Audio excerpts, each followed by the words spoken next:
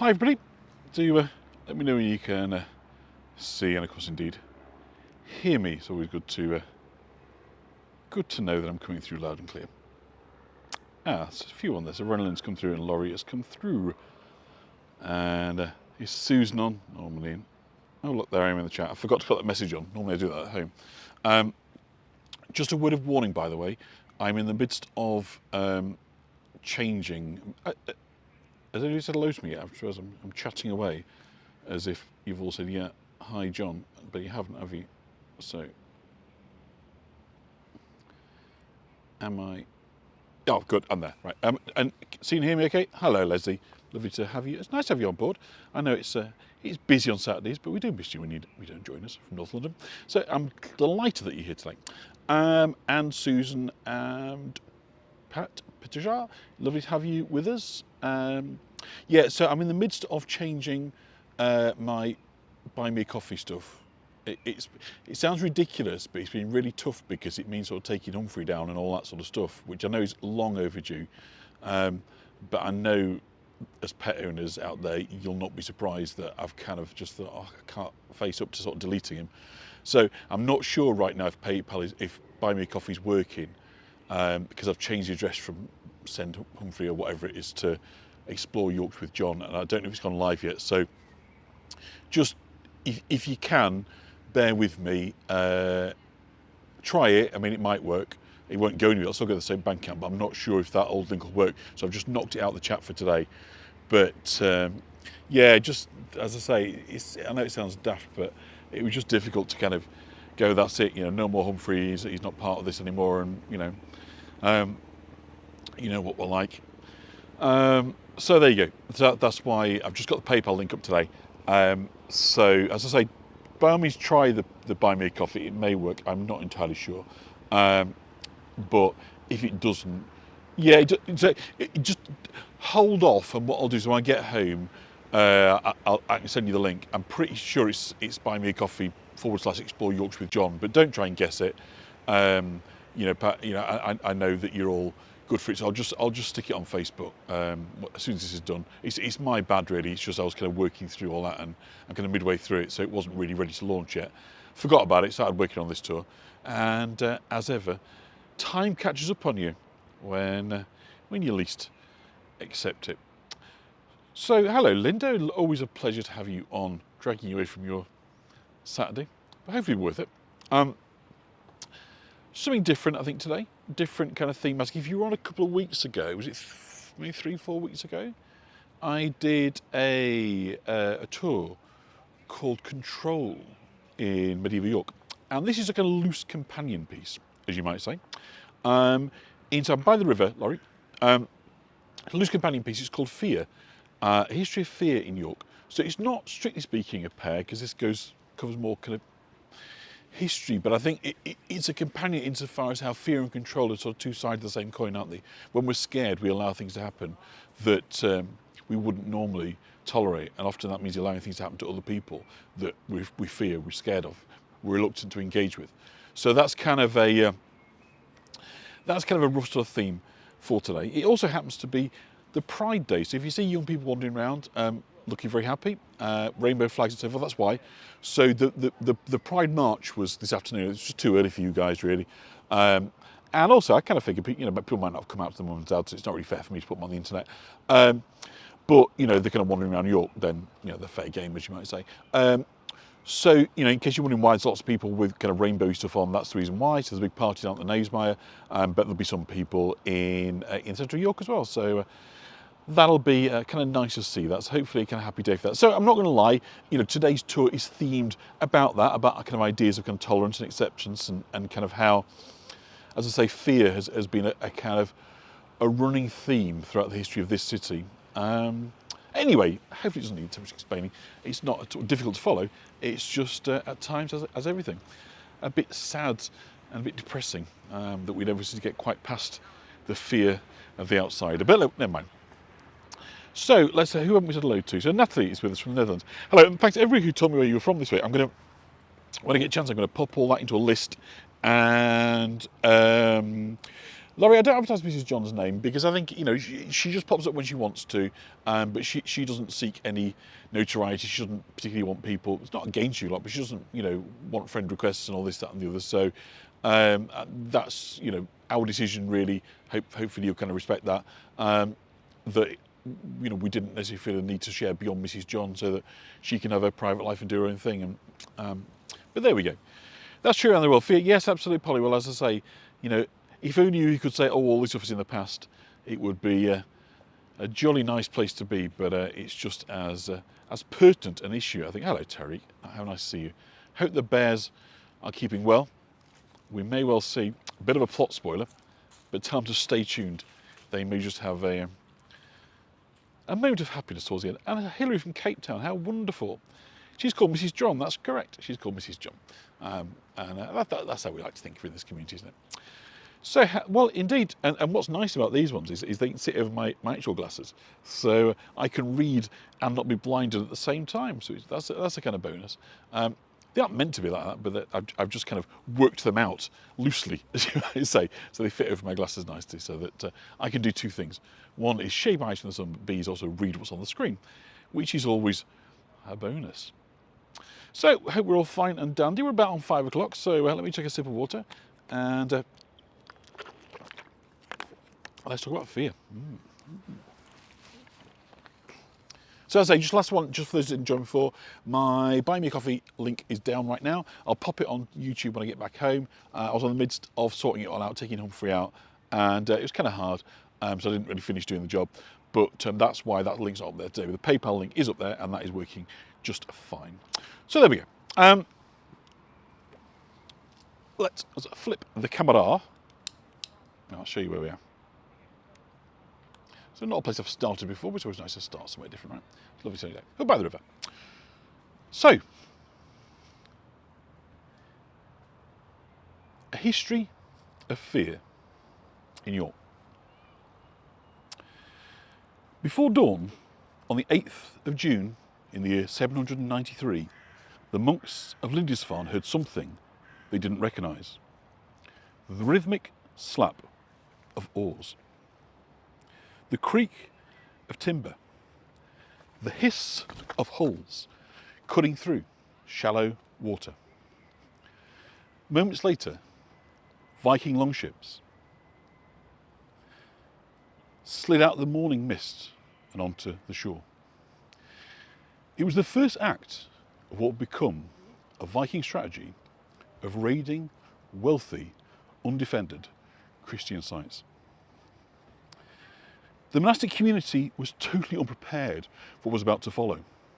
The attack was brutal. Monks were slain, thrown into the sea to drown or taken away as slaves. The church was plundered of its treasures, and sacred relics were desecrated. Alcuin of York, who by then was the chief advisor in the court of Charlemagne, wrote to the Pope, "Never before has such terror appeared in Britain. The heathens poured out the blood of saints around the altar and trampled on their bodies in the temple of God." Hi, Marlena. So the psychological impact was profound. Alcuin warned that the raid was seen as a manifestation of God's wrath. If so, God was clearly very angry because the raids did not stop. Year after year, Viking warbands arrived in summer and returned to Scandinavia before winter. For nearly a century, the pattern was the same. They came, they took what they wanted, and they vanished. But in the 850s, something changed. The raids grew bolder, the warbands larger, and the desire for plunder was joined by something more dangerous, a wish to stay.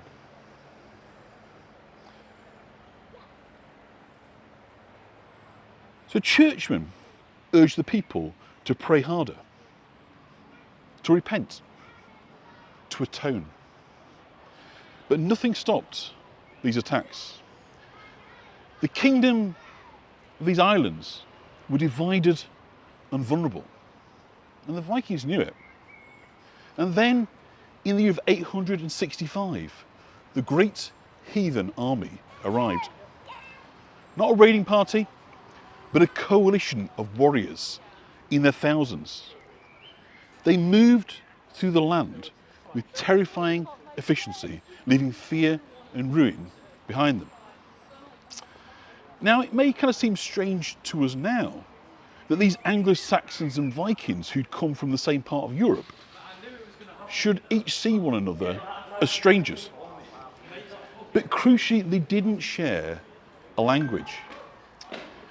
The Anglo-Saxon tongue had changed and developed after their arrival in Britain. And so now they couldn't understand the speech of the Vikings. Why is it always God's wrath and body talking? Laurie, well, I mean, that I'm afraid is what you might call my signature style. That's what you get, that's what you kind of tune in for week after week. I make no apologies that the body count is generally pretty high. So you've got a language barrier, the first kind of cultural block, isn't it? Do you know what I mean, when we're thinking about difference, language. But these kingdoms, who as yet were not one countries, these independent kingdoms, and they could understand each other in language, and they faced a foreign peril. The people of Mercia, of Wessex, of Essex, Sussex, and Kent found common cause in an idea called England. A nation not built by a shared identity, but by a shared fear of the outsiders. Now, it's important to note that not all the old kingdoms came together to face a common enemy. One of them, Northumbria, had become the power base of the Vikings, and here, in the city they called Jorvik, was its capital. For 200 years, Jorvik was the centre of an Anglo-Scandinavian world, a trading hub, a cultural crossroads, a place where languages, customs and people mixed. But when the Normans conquered England in 1066, the people of the north did not accept the new order. William's wooden castle, built up on this hill in 1067, was burned to the ground, and his garrisons put to the sword in repeated uprisings in 1068 and 1069. William responded with a strategy that some modern historians have described as genocide. Even his own biographies called it the cruelest act of his reign, a stain upon his soul. Aldrich Vitalis said that William stopped at nothing to hunt his enemies, punishing the innocent and the guilty, burning crops, homes and land, so that more than 100,000 people perished of starvation. William's army destroyed crops and settlements and forced rebels into hiding. By January 1017, William stayed here by the Christmas in 1069. He managed to split the forces into smaller units, and he sent them out now, William did, to burn, to loot and to terrify. From the Humber to the Tees, whole villages were put to the torch. Food stores and livestock were destroyed, so that anyone who survived the initial slaughter would starve over the winter. Florence of Worcester wrote that William spent the whole winter laying waste the country, slaughtering the inhabitants, and inflicting every sort of evil without cessation. Simeon of Durham recorded that the famine became so severe that people were driven to cannibalism, devouring human flesh, horses, dogs, cats, anything that might keep them alive. Others sold themselves into slavery simply to survive. There is no universally accepted death figure, but the Domesday Book of 1086 shows the scale of devastation. 60% of all holdings in Yorkshire were recorded as waste. 2/3 of all villages contained wasted manors. Even the prosperous areas had lost 60% of their values since 1066. And only a quarter of the population remained. 80,000 oxen were gone. 150,000 people were missing. If William could not rule by loyalty, he would rule by fear. The estates of the northern earls were seized and stone castles were built across Yorkshire to hold this land in an iron grip.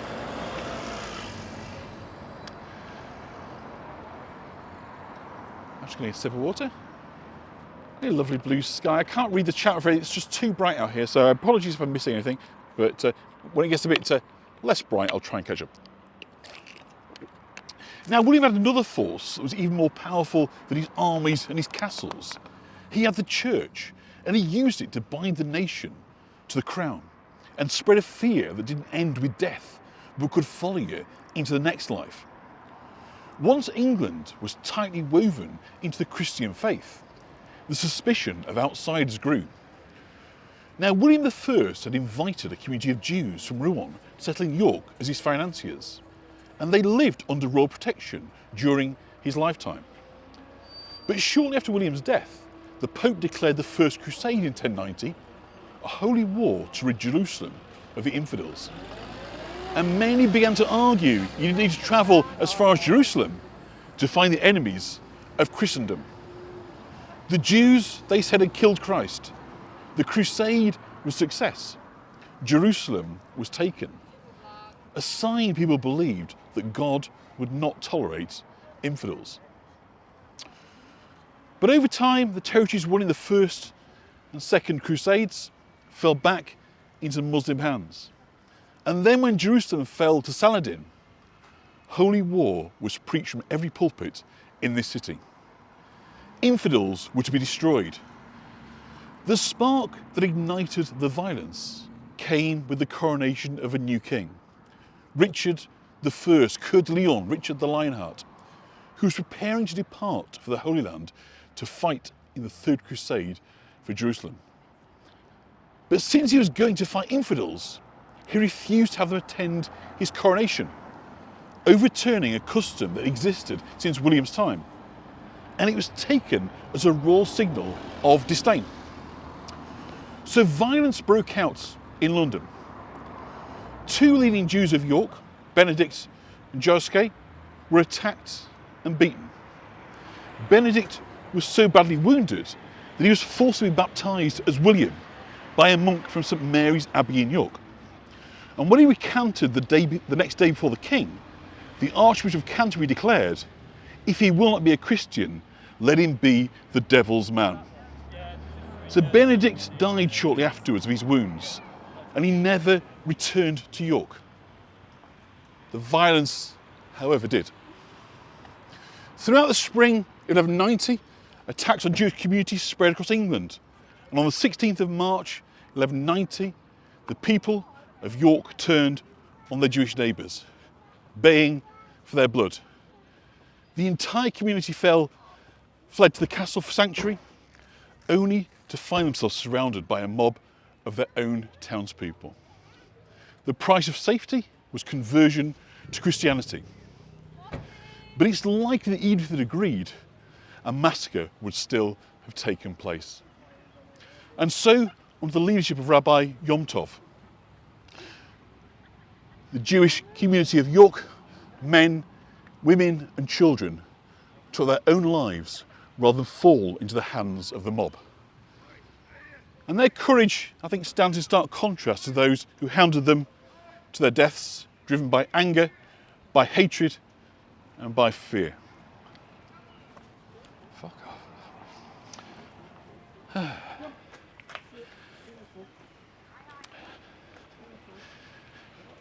So in medieval Europe, the Catholic Church wielded immense power. Not simply through kings or armies or wealth, but something more intimate. Fear. Fear of sin. Fear of judgment. Fear of what waited after death. And here in York, you couldn't escape it. Every major street had a church. And every church had its own warnings carved in stone and painted in glass. Every doorway whispered the same message. God is watching. Hell is real. So, as we walk through the town, I want you to notice how close these churches are. In the medieval city, it's what right in front of us, St Mary's Castlegate, you were never more than a few steps from a priest, from a sermon, from a reminder of your own damnation. And many churches displayed terrifying sculptures known as hell's mouths, monstrous jaws, swallowing sinners whole. Let's give you a bit of zoom up here. And the gargoyles up. Everything was a visual threat. Disobey, and this is your fate. Inside the churches, the walls were filled with images and scenes of the Last Judgment. The entire Great East Window of York Minster, which is the largest stained glass window in the medieval world, by the way, is devoted to the book The Revelation of St. John. The end of days, the opening of the seals, the weighing of souls. It was not a decoration, it was instruction. And while scripture was reserved for the clergy, literature carried the same message. For the educated, Dante Alighieri became a kind of spiritual tour guide. His Divine Comedy begins with the words carved above the gates of hell. And it says, "Abandon all hope, ye who enter here." The poem sees Dante, just cross over here. Oh, has anybody read the Divine Comedy? It's not a laugh a minute, but it is a fantastically good introduction to the medieval mindset. So I thought, as many probably wouldn't have read it, but would have heard of it, I'd take you through it a little bit. So there you go, Laurie, a bit of a light entertainment for you. Dante's Circles of Hell.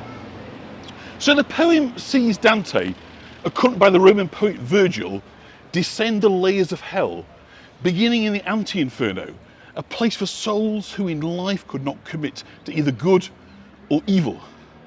And now they must run in a futile chase after a blank banner, day after day, while hornets sting them and worms lap their blood.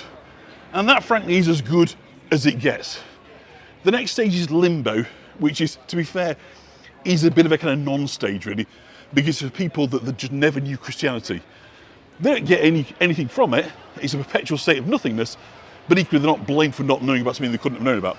So there you go.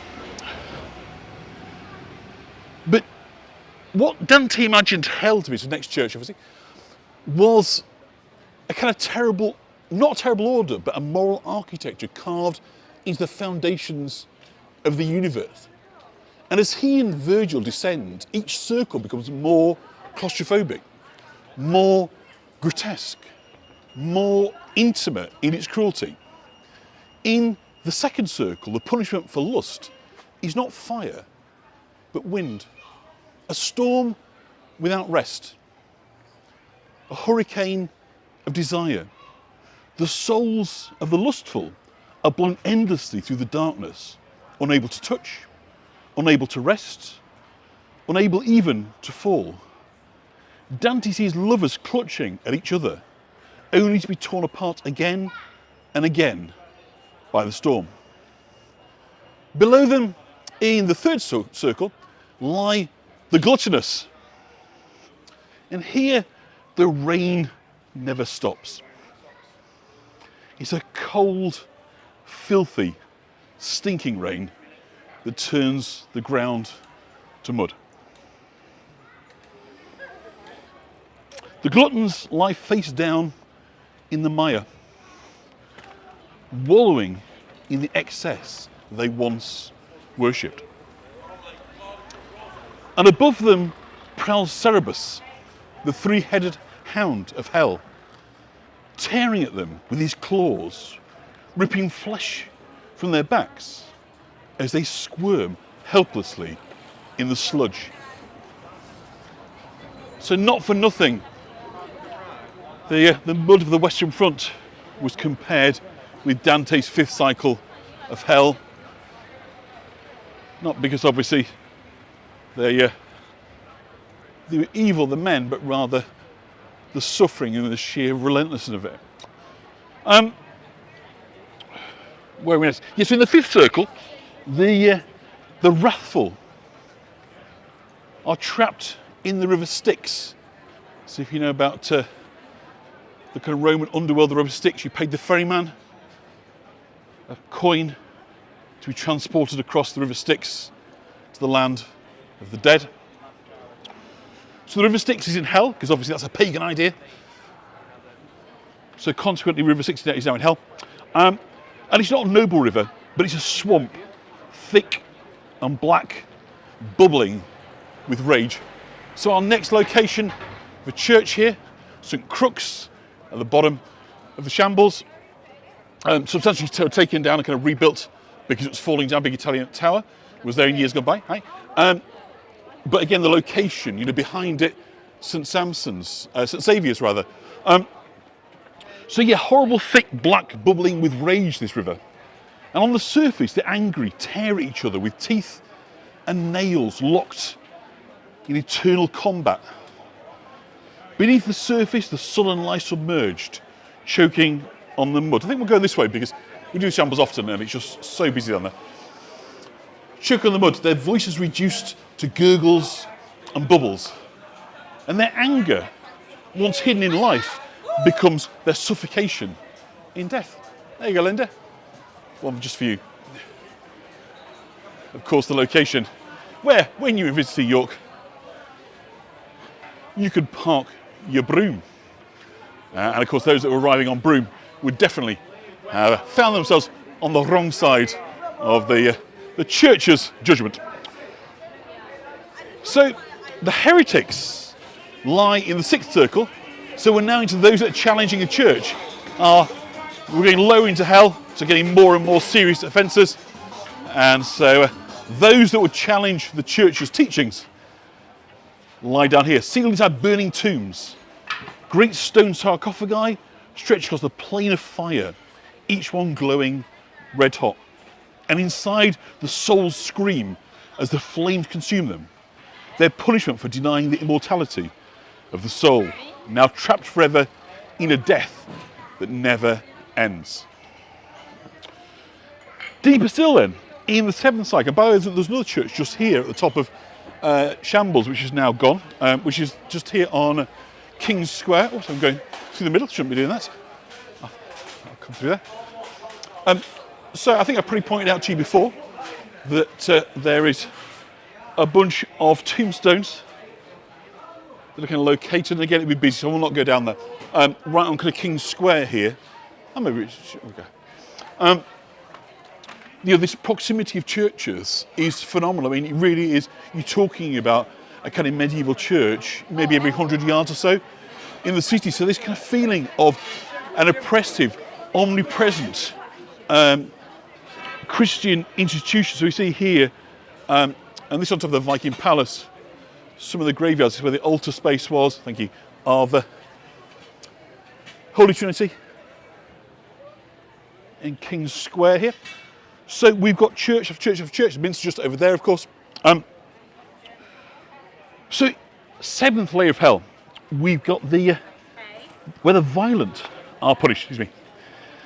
According to the nature of their crimes. Those who have shed blood in violence are plunged into a boiling river of it. A scalding torrent patrolled with centaurs, with bows drawn. So centaurs, like, kind of men, horses, those called, yeah? And if a soul tries to rise above the level of the blood their sins have earned, the centaurs shoot them back down with their arrows. So it's this idea of perpetual torment that people are living in fear of. And then at the very bottom of hell, In the ninth circle come the traitors, locked, not in fire, but ice. Another medieval church here, St. Sampson's. A vast frozen lake, silent and still, where the worst sinners are locked in the ice like insects in amber.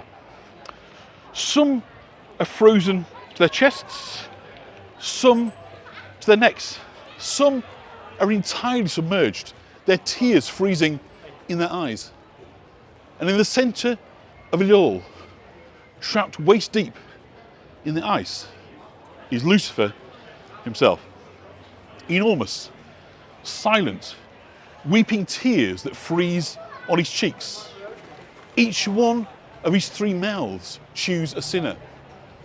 Judas Iscariot, Brutus and Cassius, the betrayers of Christ and Caesar, ground forever between the teeth of the fallen angel. And this was the medieval imagination mapped. It was a map of the afterlife. This was the world that the church held before the eyes of every man, woman and child in York. Not metaphor, not poetry, a warning. Now, very few people in York would have read the Divine Comedy,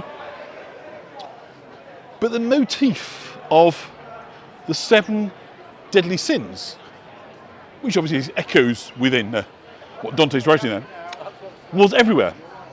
In literature, in hymns, in sermons, manuals, wall paintings, and morality plays. It was a simple list, easy to remember, impossible to escape. The list, I'm sure many of you will know them. Let's see if there's any you didn't know. Pride, envy, wrath, anger, sloth, laziness, greed, gluttony, and lust. And these sins appeared over and over in stained glass, in wall paintings, in manuscripts, in the stories told from every pulpit. Everyone knew them. Everyone feared them. A 14th century preacher in York put it starkly: as the venom of the adder slays the body, so the venom of sin slays the soul. Confession became the mechanism of control. To confess was to admit guilt. To receive penance was to accept the church's authority.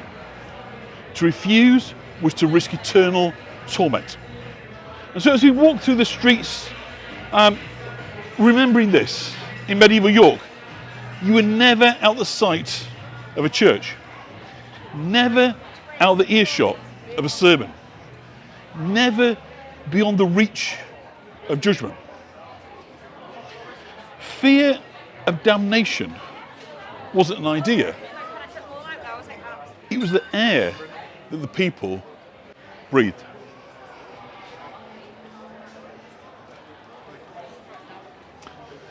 But fear could also be in the water the people drank. Pause that thought, get myself a drink, show you the next church. Do you hope you're enjoying this?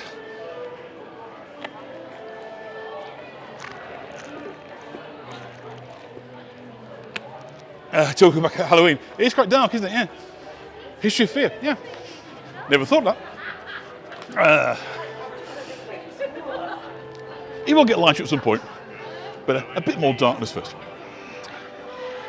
So yeah, the fear could also be in the water people drank, because when a deadly new disease began to overwhelm Europe, a sickness that killed without warning, that turned the body black, that emptied whole towns in days, many believed it had not come from God at all, but from human hands,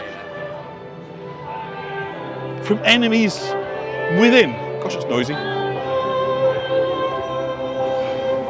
Thank you.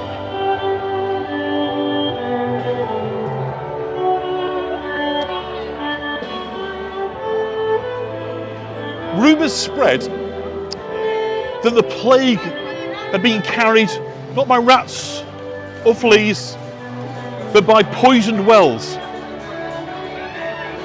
And the finger was pointed at the same community already marked as outsiders, the Jews. Across Europe, terrified people convinced themselves that Jewish communities had conspired to poison the water supply.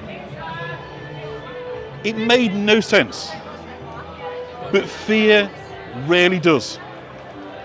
And in a world where death could strike in hours, people clutched at any explanation, no matter how monstrous. Now, the Jews had been expelled from England in 1290, but this disease travelled from lands where the Jews still lived. And horror, of course, needs a perpetrator. And here in York, Memories 1190, we're looking now at the area where the Jewish community lived. This idea of the Jews was never far from the surface. The idea that Jews were dangerous, that they were the agents of the devil, they were somehow responsible for Christian suffering, was already deep-rooted in popular belief. And then the plague came to York. Not all at once, not in a great wave, but quietly, like a shadow slipping through the streets. A cough here, a swelling there, a neighbour who didn't answer the door. At first, people hoped it would pass them by, but hope quickly died. The symptoms were unmistakable. Boils the size of an egg, rising in the armpits and groin. Fevers that burned the burned the mind and filled the lungs with blood, until the victim drowned in their own bodily fluid. Death could come in a week, a day, or even an hour. And when it came without mercy. York, like every city in Europe, was utterly unprepared. Hospitals, like St Leonard's, you're about to see in a moment, were utterly unprepared, completely overwhelmed. And they probably did more to spread the disease than to cure it. All they could offer ultimately was prayer. The church preached repentance, but the clergy themselves were dying in such numbers that many parishes were left without a priest. So monks fled the monasteries. Nuns abandoned the convents. We're going to get across the road here because it's very busy and I need my eyes near, so let's just take a pause and a moment. Oh. Is there anything sweeter than a surprise violin? Well, it's nice, isn't it, to get a bit of music, but it's the amplification is a bit loud, so you're sort of fighting the volume. But there you go. That's just my beef as a walking tour guide. If I got a megaphone, what would they think? Is the way I kind of figure it. But there we go. I'm just a bitter guy that has to kind of share public space with people that make a lot more noise than I do. But nonetheless, let me have a sip of water. You're giving this a good meal for a short while. Terrible reviews. Those who do. Oh, I say really, not great. Well, that's very nice to drink. You know what? As I say, they may be proud. I think that those folk there just walking on with the thing tied around the waist is probably for the Pride crowd. But today's a busy day. It's a sunny Saturday afternoon in York. Why wouldn't it be busy? So yes, in the face of this, of course, it hit religious communities very, very hard because obviously, A, people live cheap by jowl, and B, they had visitors. So consequently, and people came from abroad and travelled distances. So consequently, they were very, very exposed. So monks fled the monasteries, and nuns abandoned the convents. The very people who were meant to offer comfort were themselves overwhelmed. And to many, it felt. So this is the religious hospital of St Leonard, medieval Augustinian priory. Ashton's right here. To many, it felt that God had turned his face away. Plague houses began to multiply, doors marked with the Red Cross or with the words, "Lord, have mercy upon us." Once marked, the house was sealed, food left outside, the dead carried out at night. Neighbours crossing the street to avoid the door. Inside, families died together. Sometimes the last survivor was too weak to unbar the door, and the house became a tomb. And then there were the plague pits. York had no room for the dead. The churchyards overflowed. Gravediggers collapsed from exhaustion or fled the city entirely. So the authorities ordered great pits to be dug, deep trenches into which bodies were thrown layer upon layer, covered in quicklime to try and contain the stench. Like Ebola, yeah, absolutely. There was no ceremony, no prayers, no names, just bodies piled like refuse. The sound of the plague bell became part of the city's soundtrack. A slow, mournful toll rung by the searchers who went from house to house, marking the sick, collecting the dead, dragging them to the pits. It's a lovely blue sky. People stopped looking at one another in the eye. They stopped gathering. They stopped touching. They stopped hoping. The city felt hollowed out, not just by death, but by helplessness, by the sense that nothing could be done, that no one could save them, that God himself had abandoned them. And in that vacuum of hope, fear grew.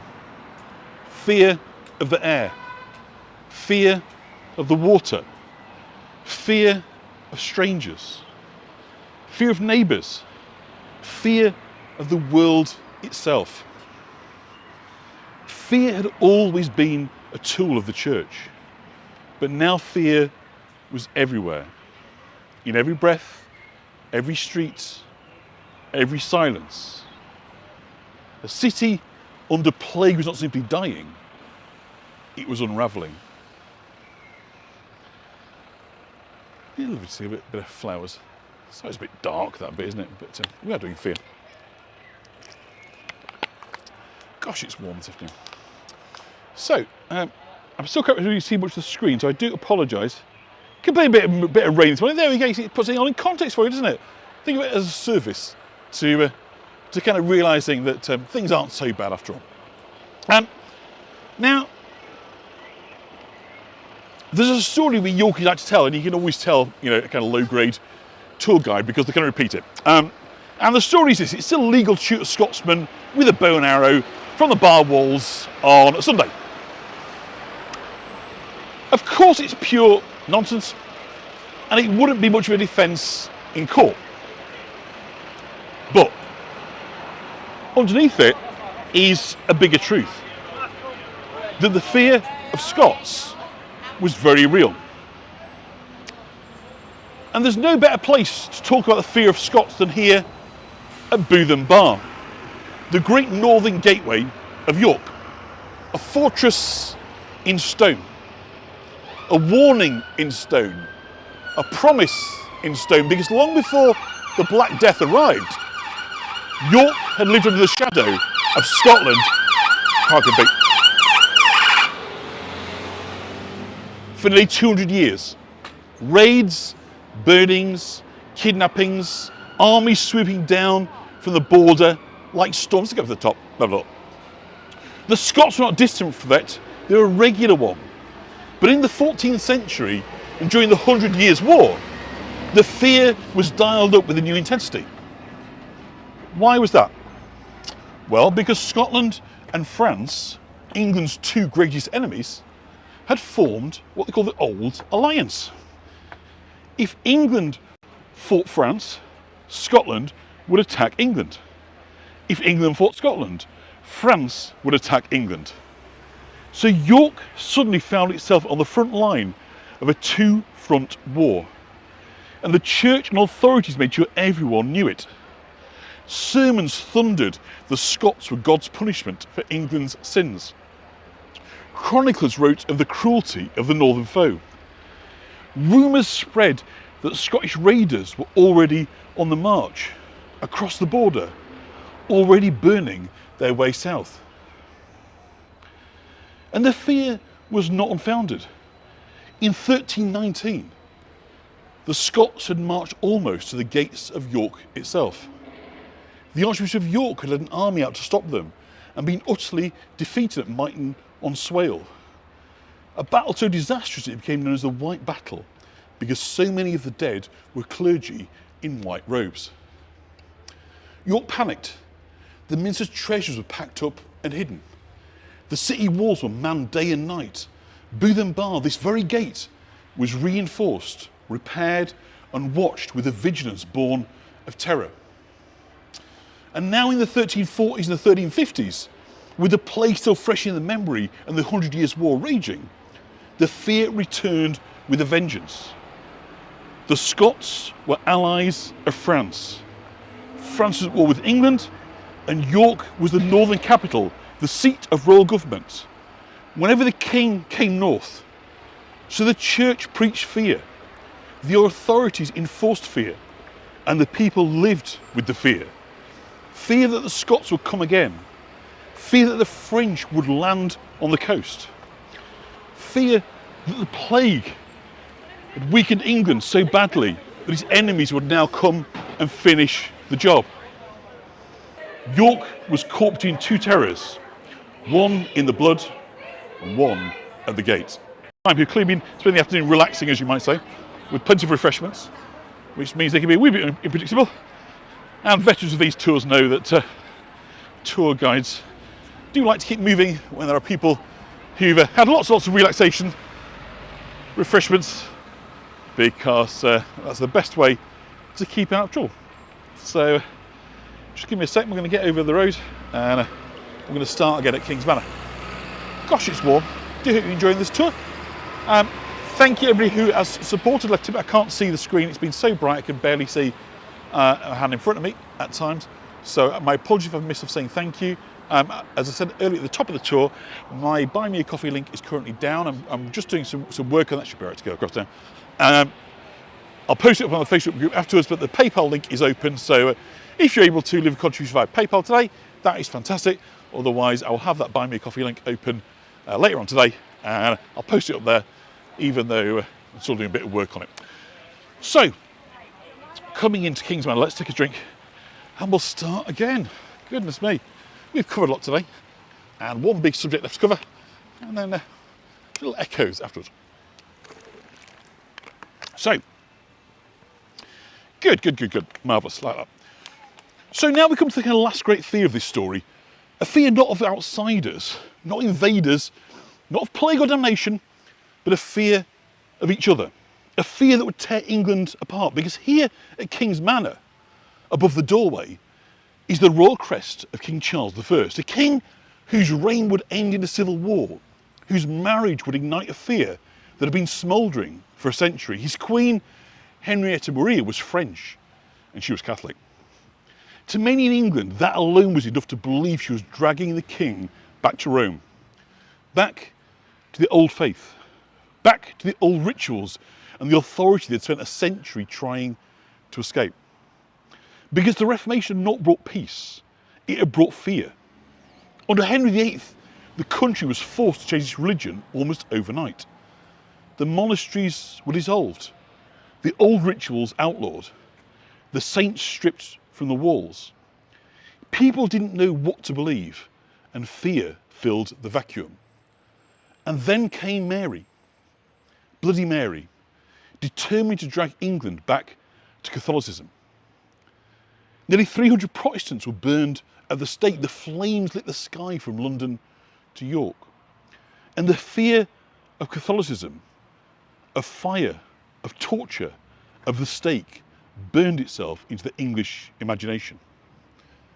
And then came Elizabeth I, and the pendulum swung again.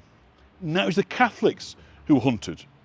Recusants, those who refused to attend Anglican services, were fined, imprisoned, watched.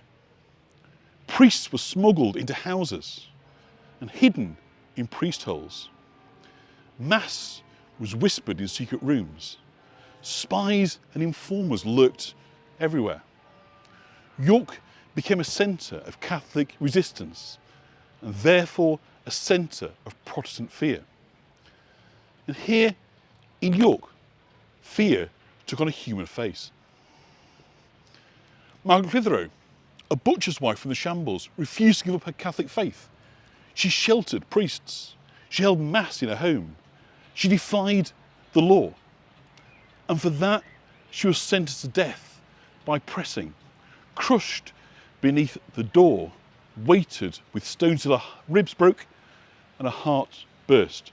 She died praying for a queen. To the Catholic, she became a martyr. To the Protestant, she became a warning.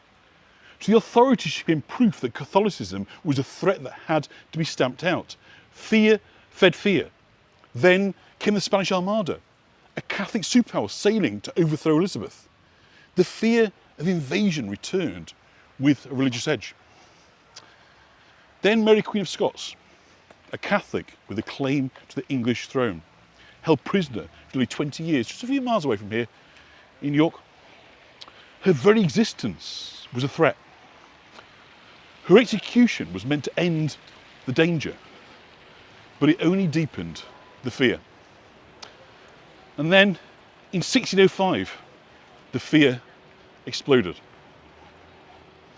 The Gunpowder Plot, a conspiracy to blow up Parliament and to kill the King. And at its heart, Guy Fawkes, a York man, John Wright, a York man, Christopher Wright, a York man, Thomas Percy, linked to a York man, his sister married to a Yorkman. Catholics of York coming together to overturn the government, overturn injustice, using the weapon of fear, of terror. So the fear of Catholics became a national obsession. Laws tightened, surveillance increased, punishments grew harsher. And now, here outside where we're going to be in a second, the residence of where King Charles stayed in 1642, he was driven from London. He was accused of failed over. England split in two, royalist against parliamentarian, Anglican against Puritan, father against son, village against village. The English Civil War killed proportionately more Britons than the First and Second World War combined. And York was at the centre of it all. The royalist capital of the north, this is where Charles stayed, the headquarters of the King's army, and the city whose fate was sealed at the Battle of Marston Moor. The battle that broke the King's power in the north and turned the tide of the war. Fear of Catholics had become the fear of kings, fear of Parliament, fear of neighbours, fear of the nation itself. Fear had come home.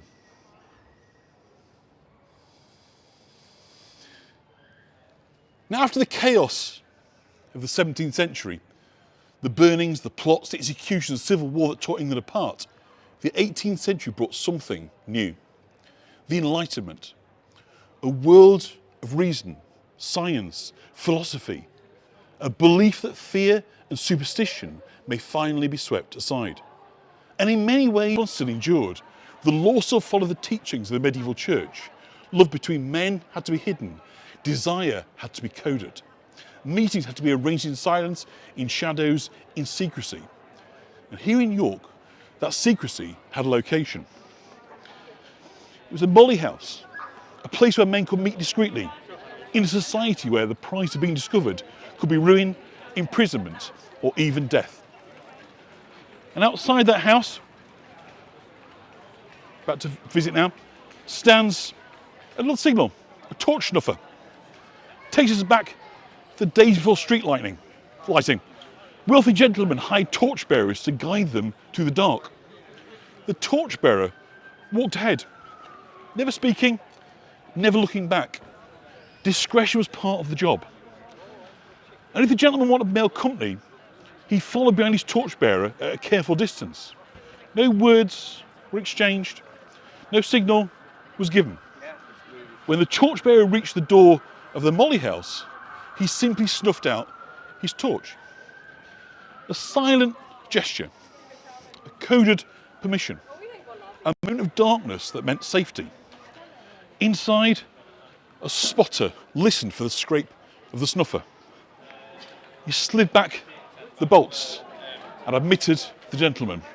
No names, no questions, just a brief pocket of freedom in a world still ruled by fear.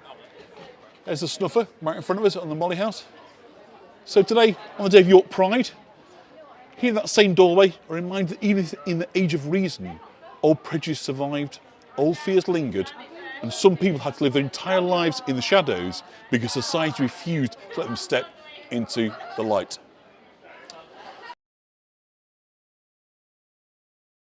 It's been Morris dancing, that's something sort of a bit different, but I'm not aware of Molly dancing. A beautiful blue sky. So, somewhere I haven't taken you before, for a long time, I thought today we're going to look at the Boer War Memorial, which is just here, and it's a very fine one indeed. Just take a sip of water, coming towards the end. A couple more bits to cover off before we do. So I don't know how familiar you are with the Boer War, so I thought I'd give you a bit of a primer, because it's one of those wars that a lot of people don't really know too much about. But it is a very, very important war for all sorts of bad reasons. Not many of them are good. And we've got a very fine memorial here in York towards it. So let me kind of bring you around here, and you'll see this tremendous Gothic war memorial here. I do a lot about First War memorials, but this is a Boer War, okay? So Boer as in B-O-E-R, South Africa. So here we go. So we've got a kind of Gothic spire rising out of grass. Angels and soldiers carved into stone. The whole thing reaching upwards as if trying to defy gravity itself. But monuments like this always tell two stories. One is the story they intend to tell. Pride, sacrifice, victory. And the other is the story they can't help telling. Fear. Is to become powerless. And the Boer War from 1899 to 19. So let's kind of walk around it. So the Boer War was fought in South Africa, not against a foreign empire, but against Dutch settlers, farmers, the Boers. And Britain expected a quick victory, and it didn't get one. The Boers were skilled, mobile, and determined. And they fought from trenches, used camouflage, everything. This is where khaki uniforms were introduced. This is where trench warfare first appeared, where propaganda and patriotic fervour was used to rally the public.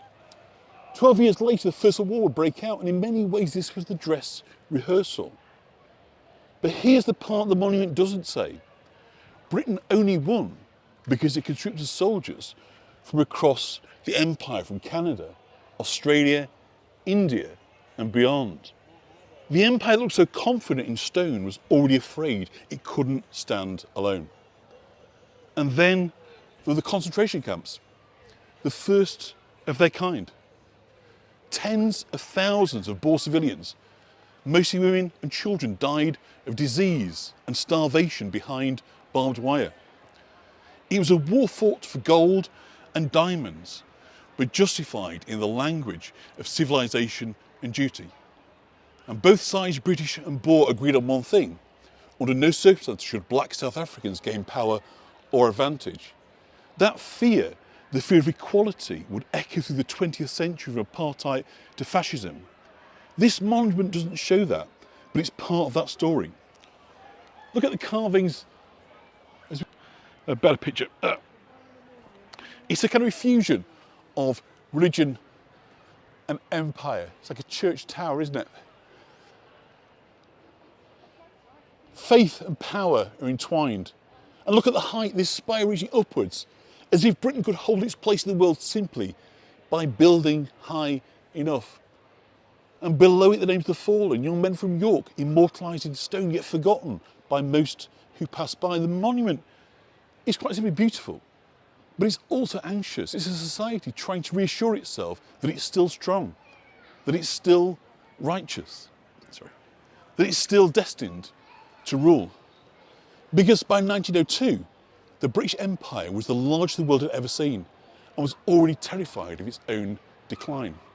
Fear was biting itself. The fear of rebellion abroad, the fear of weakness at home, the fear that the world was changing faster than the empire could. This tower is not just a memorial to the dead. Power cannot last, and a fear that would shape the century to come.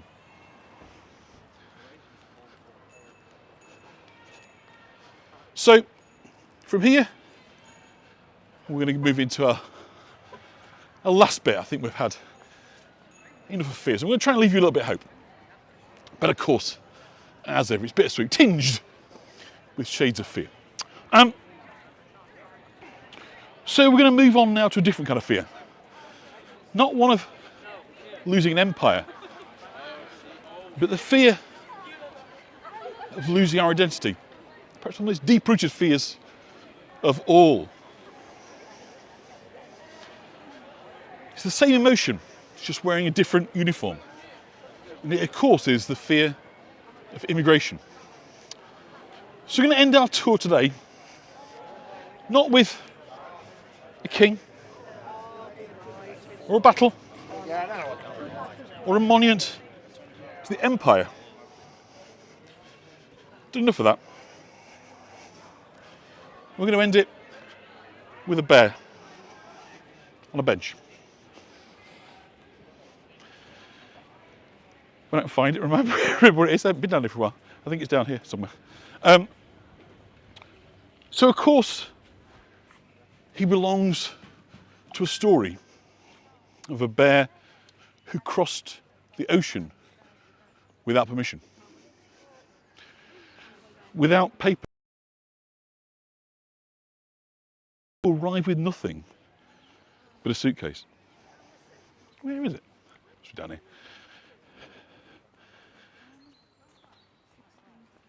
With nothing but a trust that strangers would be kind.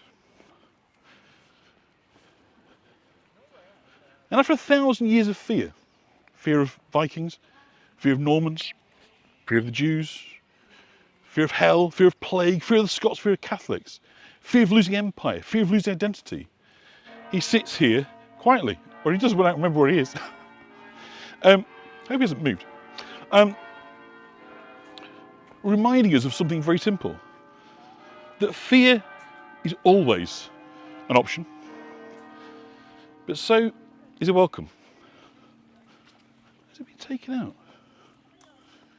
This is not the ending I'd planned. I can't see him. So, in case you don't know, what I'm looking for is a bench with Paddington sat on it, who's normally here in the gardens and seems peculiarly absent today. Hadn't expected that. There we go. I'll put a picture up if you don't know what we're looking for. So everything Paddington and Lucy knew about England came from an old explorer who once visited them in Peru. And just before Paddington left, Aunt Lucy told him what the explorer had told her. The explorer said that long ago people in England sent their children away to the countryside to keep them safe from war, with labels around their necks so they could be taken and looked after by complete strangers. And that a nation that relied on the kindness of people, a nation like that will not have forgotten how to treat strangers. not just treat them, but to bring them into their homes. I think he's gone, you know. And the question, the one that's been, this whole work has kind of been, walk has been sort of circling around really is whether she's right. Whether we still remember, or whether after all this history we choose to fear, or we choose to offer a marmalade sandwich. The choice is ours to make. So there we go, that's today's tour. I do apologise that Paddington seems singularly absent from it. I don't know what's happened to him. I'm going to have to find out. But if you haven't already seen Paddington, we will, I haven't noticed he's been kidnapped, but he's normally just here. So maybe he's being looked after and patched up. I can't imagine they've got rid of him because he was such a popular little site in York, unless they'd moved him somewhere else, in which case I'll try and find out. But for those who haven't seen it, I will pop those back up on my page. I can't think why he'd have gone. But anyway, sorry about that, but you don't think, oh, I'm just going to check Paddington's still there before I start. So anyway, there we go. Moved our Paddington to do him up and maybe looking good, maybe we can make him back. Oh, hopefully that's the case, Josephine. He's maybe just gone for a little wash and a brush up. So there we go. Thank you so much for joining me here in York today. I do hope that that's been an interesting and thoughtful. But as I say, I was thinking about kind of pride and kind of how a lot of this stuff that you know is battles with fear and ignorance that we never seem to kind of get past. So that's kind of my personal kind of response to that. I did enjoy putting that together, and thank you very much for those that are able to support. That is most grateful. As I say, buy me a coffee. I'll get that link back up. But as I say, what I did was I started doing it, and I was kind of to take Humphrey out, and I was kind of found that a bit sad. I've been sort of delaying doing it, as I sort of put it down, went to do something else, and completely forgot. So that's why that link's not live. But I'll get that back up. But thank you everybody for supporting me, for joining me, for doing everything you do to keep me sane and happy, and motivated to produce 1 hour of live documentary television every week, which is the target for myself. And it's exhausting, but it's rewarding too. And so consequently, I do go for some of these big ideas because it's like, what else am I going to talk about this time? How do you present York in a different way? So hopefully you get all the sights of York, but you get something new to think about when you do so. We'll be out and about again next week. I don't know where we're going to be just yet, but we will be. There's a survey that I've put out, and so far about 30 responses, and with a group of 1,300, we can do a lot better than that. So please, if you go on the Facebook group, Explore Yorkshire with John, find the survey link. If you haven't already, I'll post it back up in at the top and fill it in. That'd be fantastic. It'll just help me to understand where this Saturday at 5 thing's working. We've done it, this is week 11 now, so kind of at that period where it's good to pause and go, is this working for people? Do we need to adopt it, you know, move it around a little bit or whatever? So I thought we'd done it long enough to get that kind of feedback. So please fill that in. Thank you everybody who has supported me. Give a like, comment, subscribe, all the good stuff that you do, the algorithms like on YouTube. And I look forward to seeing you all very soon. So from York, I'll say goodbye. Bye-bye.